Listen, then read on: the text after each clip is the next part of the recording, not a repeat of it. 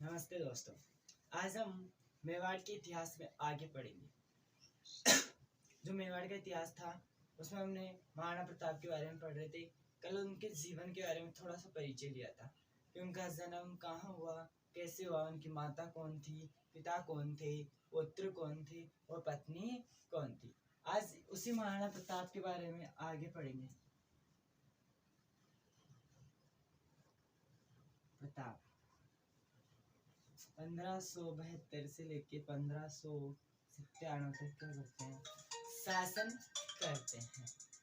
करते हैं। तो उन्होंने किस प्रकार से शासन आगे करते हैं, कल ये बात की थी कि उदय सिंह है वो रानी भटकियानी के बहकावे में आके जगमाल को क्या कर देते हैं, युवराज घोषित कर देते हैं। आगे आने वाला शासक घोषित कर देते हैं।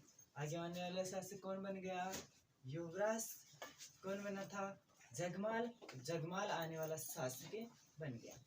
जैसे ही आने वाला शासक जगमाल बनता है, शासक भी बन गया। अब लोगों के कहने पे महाराणा प्रताप ने क्या कर दिया, जगमाल के खिलाफ विद्रोह कर दिया, युद्ध की घोषणा कर दी। उसमें महाराणा प्रताप विजय होते हैं तथा कौन हार जाता है, जगमाल हार जाता है।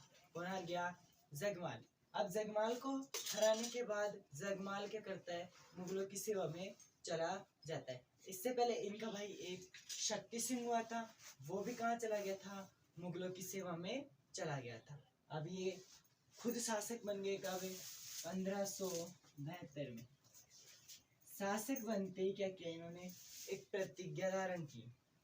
प्रतिज्ञा क्या थी कि जब तक मैं मेवाड़ को स्वतंत्र या जब तक मैं अकबर को परास्त नहीं कर देता तब तक शयन कर आरामदायक बिस्तर पर शयन नहीं करूंगा, बर्तनों में भोजन नहीं करूंगा, जंगलों में भटकता रहूंगा।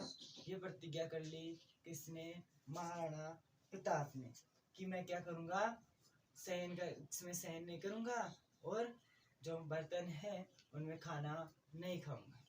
कहने का मतलब है महाराणा प्रताप ने राज्याभिषेक के बाद प्रतिज्ञा की कि जब तक मैं अकबर को परास्त नहीं कर देता, बर्तनों में खाना नहीं खाऊंगा तथा आरामदायक बिस्तर पर शयन नहीं करूंगा। ये प्रतिज्ञा कर ली महाराणा प्रताप ने। महाराणा प्रताप ने प्रतिज्ञा कर ली, बाद में जगमाल शासक बन गया।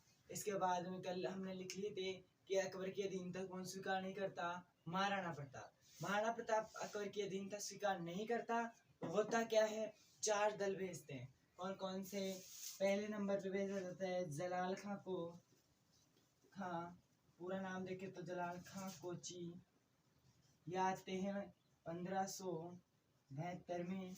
इसके बाद में दूसरे नंबर पे भेजा जाता है किसको, हमारे मान सिंह को, मान सिंह 1573 में।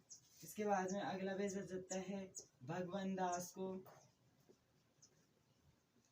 ये भी कब आते हैं, 1573 में। और अंतिम बार आते हैं कौन, टोडरमल।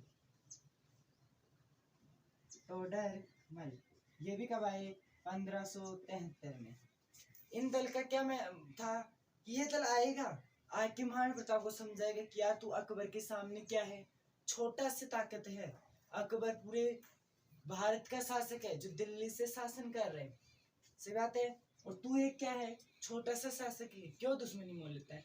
लेकिन प्रताप, जो हमारे महाराणा प्रताप हुए, वो क्या थे, वीर योद्धा, सुपुत्र जन्म लिए थे। उन्होंने कह दिया चाहे अकबर कैसा भी हो, मैं उसकी क्या नहीं कर सकता, अधीनता स्वीकार नहीं कर सकता। तो कह दिया इन्होंने कोई बात नहीं, युद्ध कर लेंगे। अब जो विश्वविख्यात युद्ध हुआ, कौन सा, विश्वविख्यात हल्दी घाटी का युद्ध, विश्वविख्यात हल्दी घाटी का युद्ध। देखते हैं हल्दी घाटी के युद्ध में क्या घटना घटती है। हल्दी घाटी का युद्ध, हल्दी घाटी का युद्ध होता है 18 जून 1576। 18 जून 1576। हमारे एक इतिहासकार है गोपीनाथ शर्मा। कौन है, गोपीनाथ शर्मा, जो इस युद्ध की डेट कब बताते हैं, 21 जून बताते हैं। कब, 21 जून। 1576। कौन बताता है? गोपीनाथ शर्मा। क्लियर ये चीज? ज्यादा पूरे इतिहासकार तो 18 जून 1576 बताते हैं। एक इतिहासकार हुआ है कौन? गोपीनाथ शर्मा, जिन्होंने क्या बता दी? 21 जून बता दी। अब बात करें कि किस किस के मध्य हुआ। विश्व विख्यात हल्दी घाटी का युद्ध। विश्व विख्यात हल्दी घाटी का युद्ध अकबर के सेनापति मान सिंह तथा मेवाड़ के शासक महाराणा प्रताप के मध्य हुआ था। किस किस के मध्य? एक तरफ से मेवाड़ लड़ रहा है, एक तरफ से कौन लड़ेगा? अकबर, दिल्ली का शासक अकबर। अकबर का प्रतिनिधित्व कर रहा है मानसिंह। मानसिंह कछुआ कौन कर रहा है? मानसिंह। इधर से कौन लड़ रहा है? महाराणा प्रताप। समझ में ये चीज?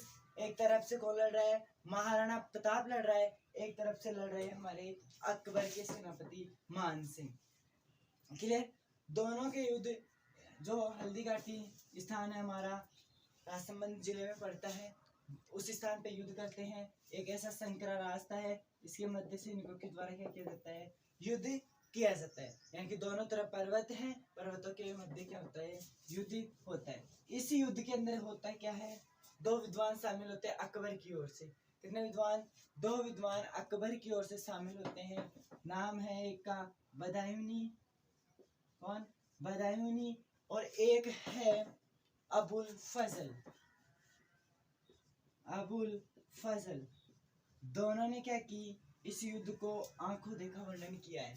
दोनों ने इस युद्ध का कैसा? आंखों देखा वर्णन किया है। यानी कि जो उन्होंने देखा है वैसा लिखा है। जो उन्होंने देखा है वैसा क्या लिखा है? युद्ध का वर्णन किया है। किस किसने? बदायूनी और अबुल फजल, जो अकबर के द्वारा भेजे गए क्या थे? विद्वान थे। विद्वान थे। अब होता क्या है देखो, हल्दी घाटी के युद्ध के थोड़ा सा वर्णन करते हैं कि किस प्रकार से युद्ध होता है, किस प्रकार से सारी चीज चलती है। मेवाड़ का महाराणा प्रताप और दिल्ली से मानसिंह दोनों युद्ध के मैदान में आ चुके हैं। दोनों का आमना सामना अब होगा।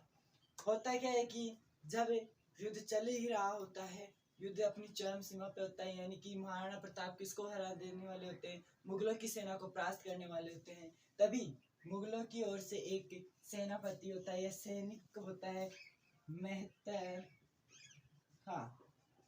मेहतर खां, इन्होंने झूठी अफवाह फैला दी। मेहतर खां ने झूठी अफवाह फैला दी कि अकबर खुद सेना लेके दिल्ली से कहाँ आ रहा है? हल्दी घाटी युद्ध में आ रहा है। ये झूठी अफवाह फैलाने वाला कौन था? मेहतर खां था। इससे सेना संभल गई।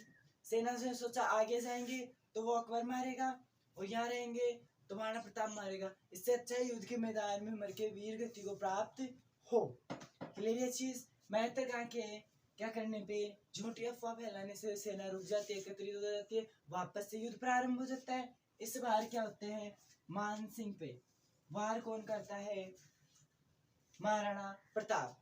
लेकिन कौन बच जाता है? मानसिंह। कैसे? कि जो हाथी है मानसिंह का, उसके ऊपर आदेश देता है अपने घोड़े को कि आप उसके ऊपर चढ़ जाओ। घोड़ा जैसे ही चढ़ता है, हाथी की सूंड में क्या लगी होती है? खंजर लगी होती है, और उस खंजर से क्या हो गया? घोड़े का पैर कट जाता है। घोड़े का क्या होता है? पैर कट जाता है। लेकिन महाराणा प्रताप ने ऐसा भाला चलाते हैं कि क्या होता है कि जो होदा होता है, यानी कि वार खाली तो नहीं गया, होदा होता है वो कट जाता है। मानसिंह क्या है? होदे में छिप जाता है। होदे का मतलब है हाथी के ऊपर जो घुमत बना होता है, जिसमें क्या है? बैठते हैं, और जो चलाने वाला महावत होता है वो बैठता है, और एक राजा बैठता है पीछे। तो ये चीज है।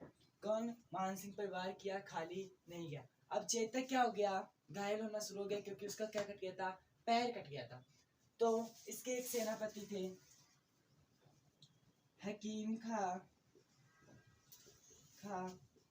सूरी। एक को याद आया होगा कि राणा सांगा में कौन आया था? हसन खां मेवाती आया था। यहाँ कौन आ रहा है? हकीम खां सूरी आ रहा है। हकीम खां सूरी ने कहा कि महाराज आप क्या करो, युद्ध मैदान छोड़ दो, क्योंकि चेतक भी लड़ने के हालात में नहीं आ रहा, आप खुद भी क्या हो? लव से लहनो, लेकिन मना कर दिया महाराणा प्रताप ने, नहीं, मेरा क्या है, राजपूतों का गहना है युद्ध करना, हम ऐसे मैदान नहीं छोड़ सकते। छोड़ सकते हैं क्या ऐसे मैदान? नहीं छोड़ सकते। तो इन्होंने मना कर दिया। लेकिन हकीम का सूरी क्या है, महाराणा प्रताप को कसम दिला देता है कि आपको किसकी कसम, इस मेवाड़ भूमि की कसम है, आपको युद्ध का मैदान छोड़ना पड़ेगा। तो ये कसम लगने पे क्या है, युद्ध का मैदान छोड़ना प्रारंभ कर देता है। फिर एक बंदा है झाला बीरा, कौन है? झाला बीरा। उधर झाला अज्जा ने क्या किया था, राणा सांगा का राजकीय मुकुट धारण किया था। यहाँ झाला बीरा किसका करता है, महाराणा प्रताप का क्या राजकीय मुकुट धारण करता है। कि आप ये मुकुट पहन के जाओगे तो सैनिक आपको क्या कर लेंगे, पहचान लेंगे, इसलिए आप क्या करो, ये छोड़ के जाओ, क्या मुकुट, और मैं धारण करता हूँ। किसने कहा, झाला बीरा ने। दोनों क्या होते हैं, इस युद्ध में वीर गति को प्राप्त हो जाते हैं। अब युद्ध का मैदान किसने छोड़ दिया, महाराणा प्रताप ने युद्ध का मैदान छोड़ दिया।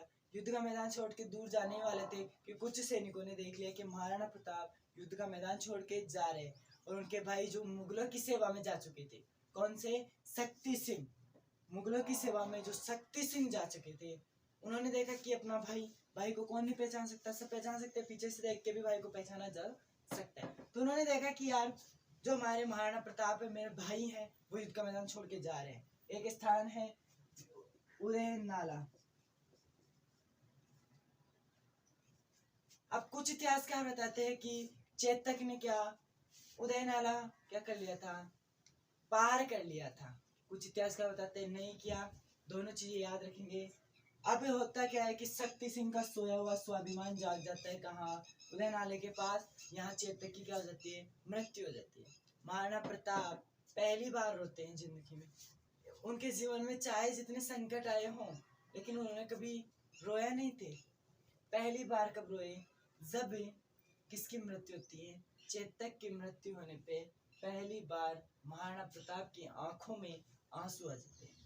क्या होते हैं, महाराणा प्रताप की आंखें भर आती है, आंसू आ जाते हैं। आने थे यार कि जो घोड़ा जानवर अपने देशभक्ति के लिए कितना महत्वपूर्ण हो जाता है। अब दोनों भाइयों की यहाँ मुलाकात होती है, शक्ति सिंह और महाराणा प्रताप की।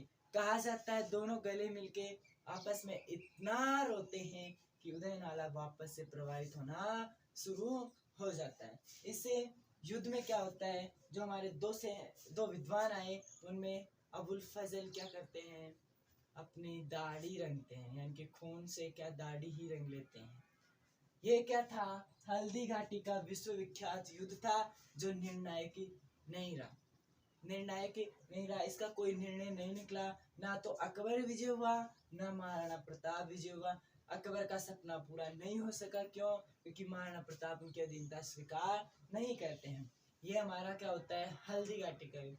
अब हल्दी घाटी के युद्ध में अलग से क्या इसके उपनाम पढ़ेंगे कि हल्दी घाटी को अन्य किन किन नामों से जाना जाता है। तो इसके लिए क्या है, कल की क्लास में आना होगा, और कल की क्लास में इसके उपनामों के साथ साथ जो कुंभलगढ़ का और द्वेर का युद्ध करते हैं महाराणा प्रताप, उसके बारे में विस्तृत जानकारी लेंगे। उसके बाद में मृत्यु हो जाएगी किसकी, महाराणा प्रताप की। फिर वहां देखते हैं महाराणा प्रताप की छतरी कहाँ बनी हुई है, और हमारे चेतक जो स्वाभिमानी के लिए, देश के लिए क्या हुए थे, शहीद हुए थे, उनकी छतरी कहाँ बनी है। इन सब की बातें कहाँ करेंगे, हम कल वाले चैप्टर के अंदर करते हैं, कल वाले वीडियो में करते हैं। इससे पहले एक बात बता दूं कि यार चैनल को सब्सक्राइब, प्लीज लाइक और कमेंट करना ना भूलें, और शेयर भी करें।